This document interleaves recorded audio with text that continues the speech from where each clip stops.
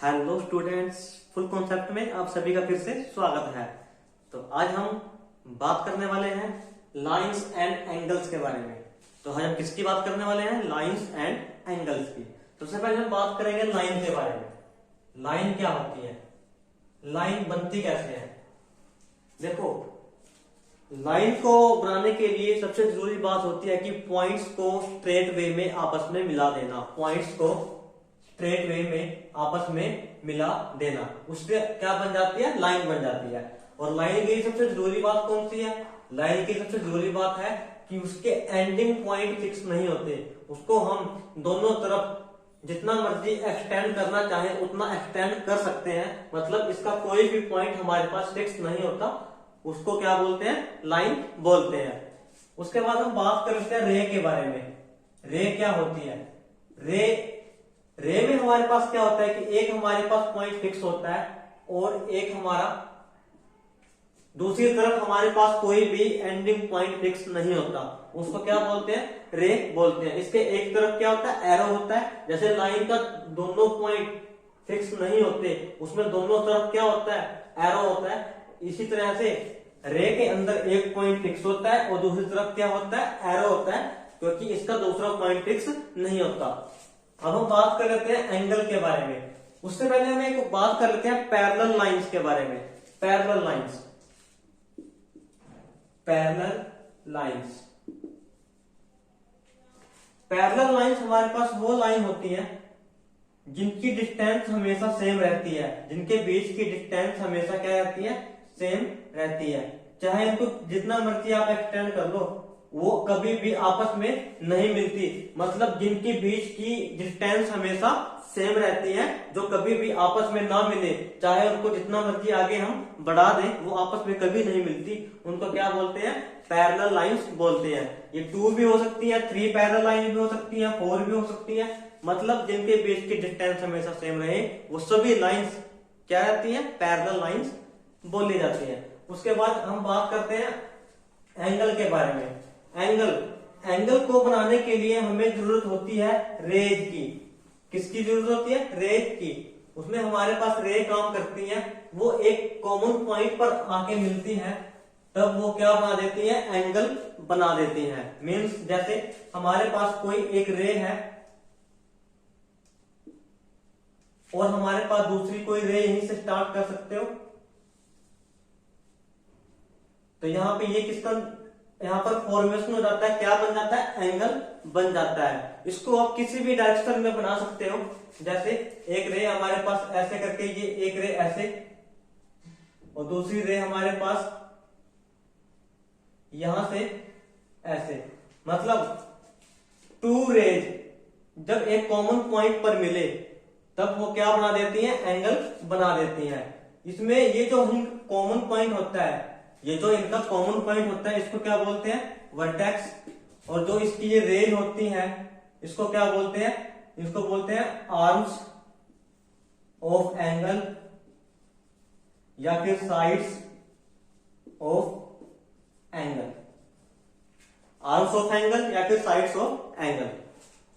उसके बाद हम बात कर लेते हैं डिफरेंट टाइप्स ऑफ एंगल्स के बारे में। डिफरेंट टाइप्स ऑफ एंगल्स के बारे में सबसे पहले हम बात कर लेते हैं एक्यूट एंगल के बारे में। Acute angle, acute angle, acute angle वो सभी एंगल जिनको हम मेजर करें और वो 90 से कम हो, जिनका मेजरमेंट या माप क्या रहे? 90 से कम रहे, 90 डिग्री से कम रहे, उसको क्या बोलते हैं? Acute angle. Less than 90 degree, less than 90 degree, 90 degree से कम जितने भी एंगल हमारे पास होंगे वो सभी क्या होंगे? एक्यूट एंगल होंगे।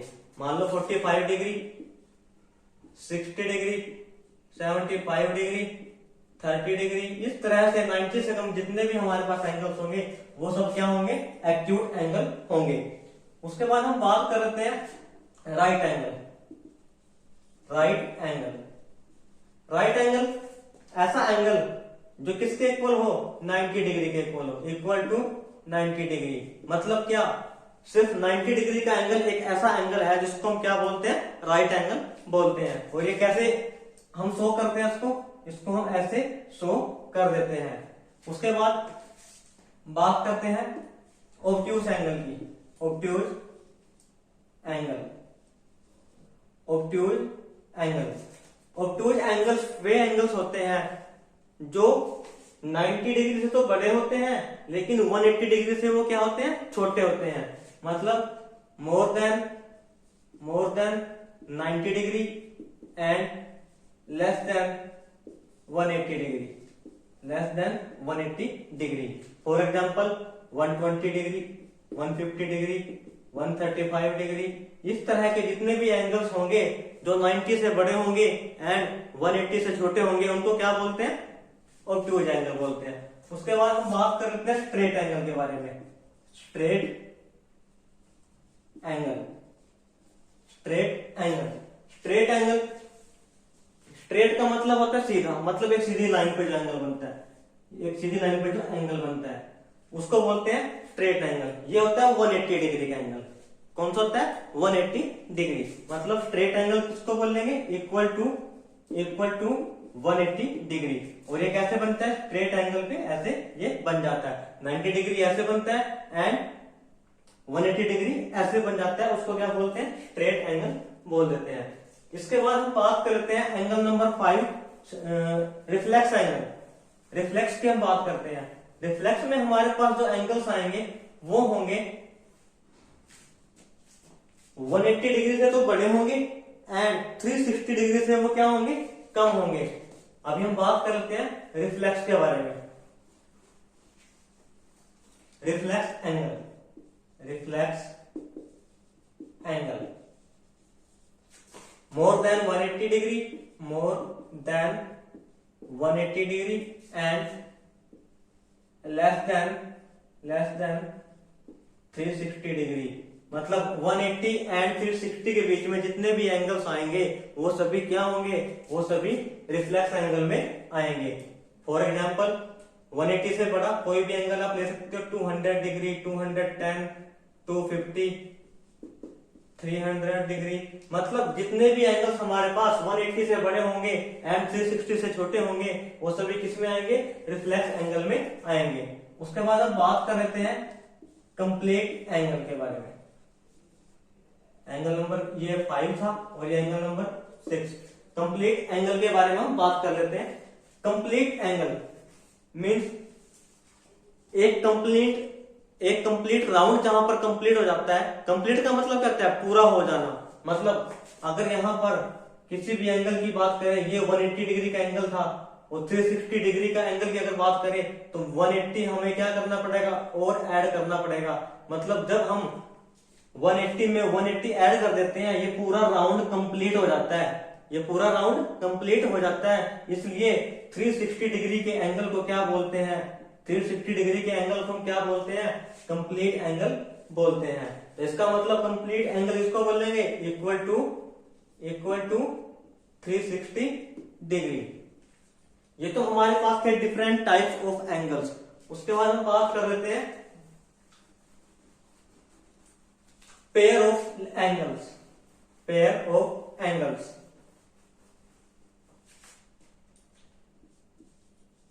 Pair of angles. Pair of angles में सबसे पहले हम बात करेंगे कॉम्प्लीमेंट्री एंगल्स की। कौन से angle, complementary angles.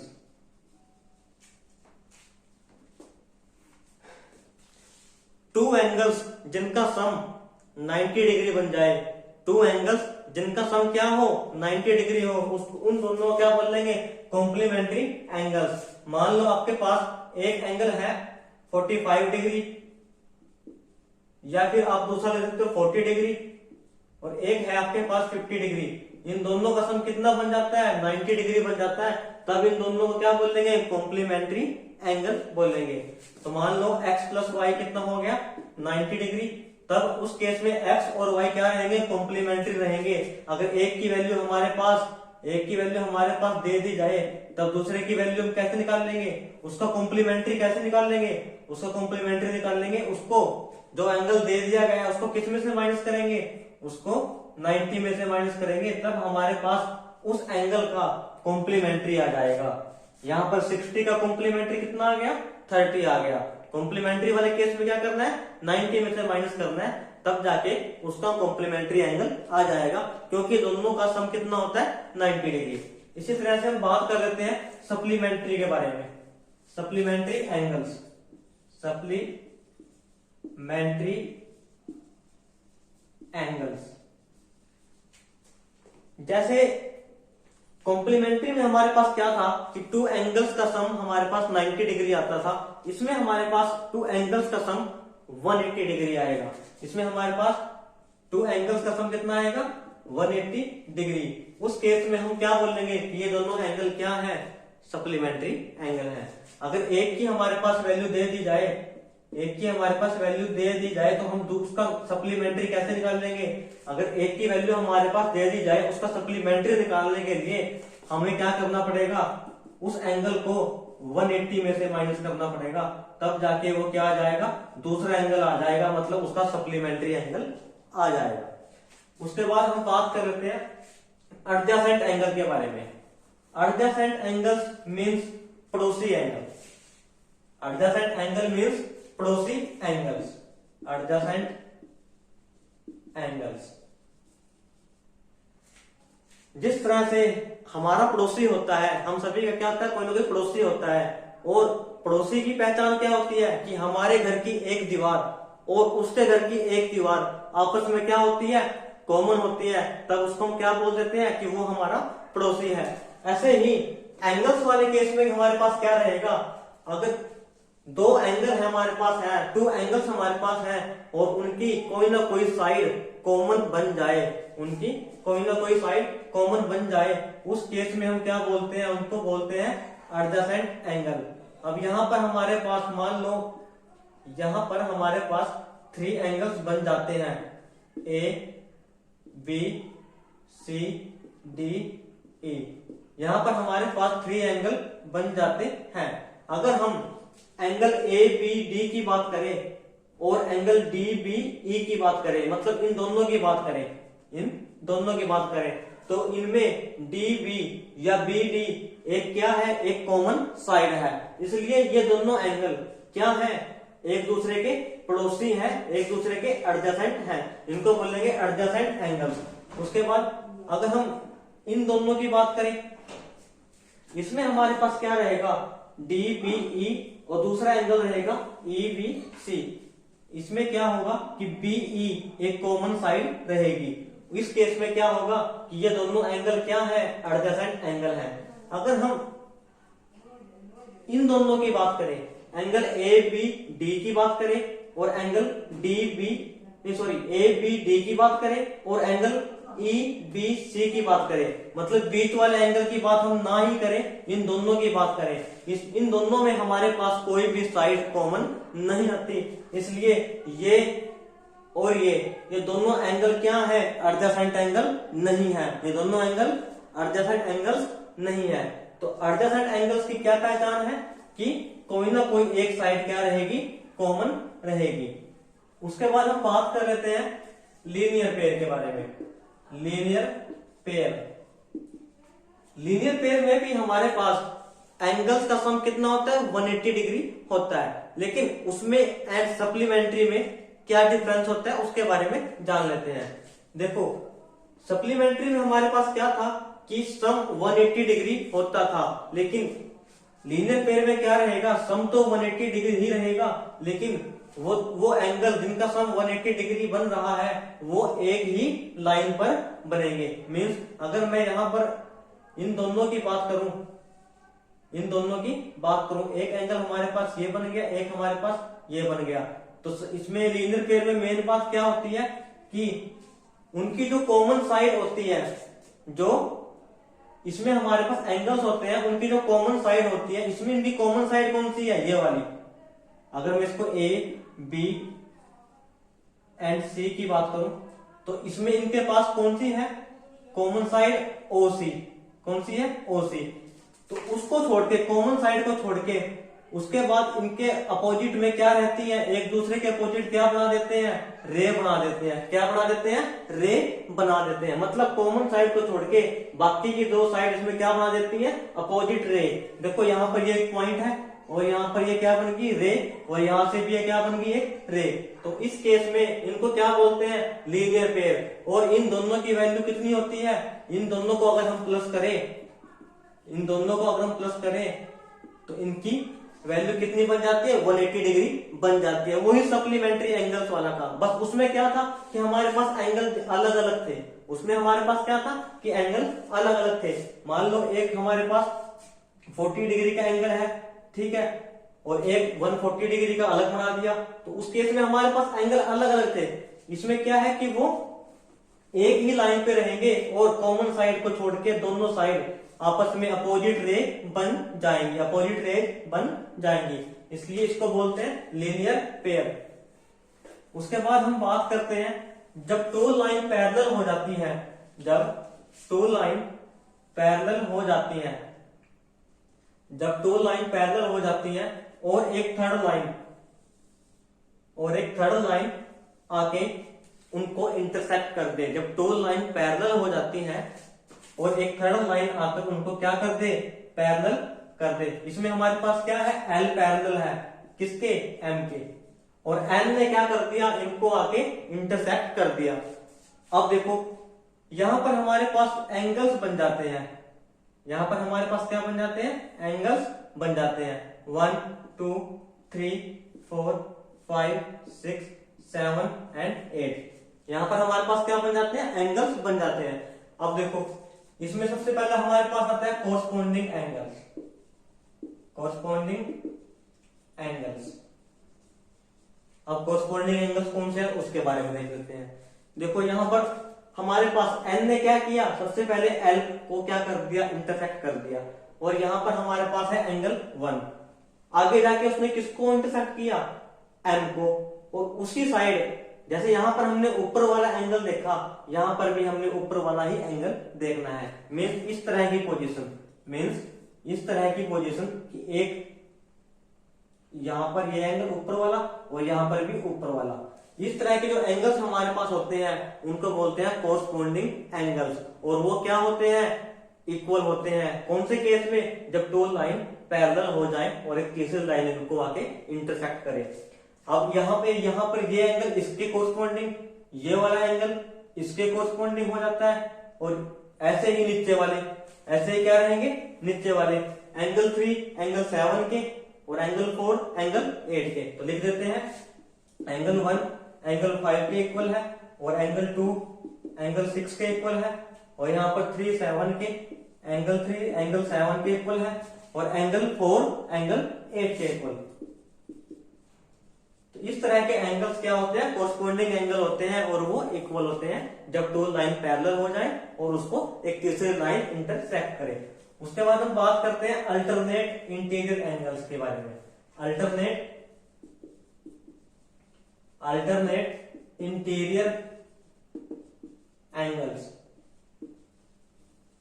Alternate interior angles means इसमें आपने क्या चीज नोट करनी है कि हमने जेड वाला केस देखना है, एक एंगल यहां से और दूसरा एंगल यहां से।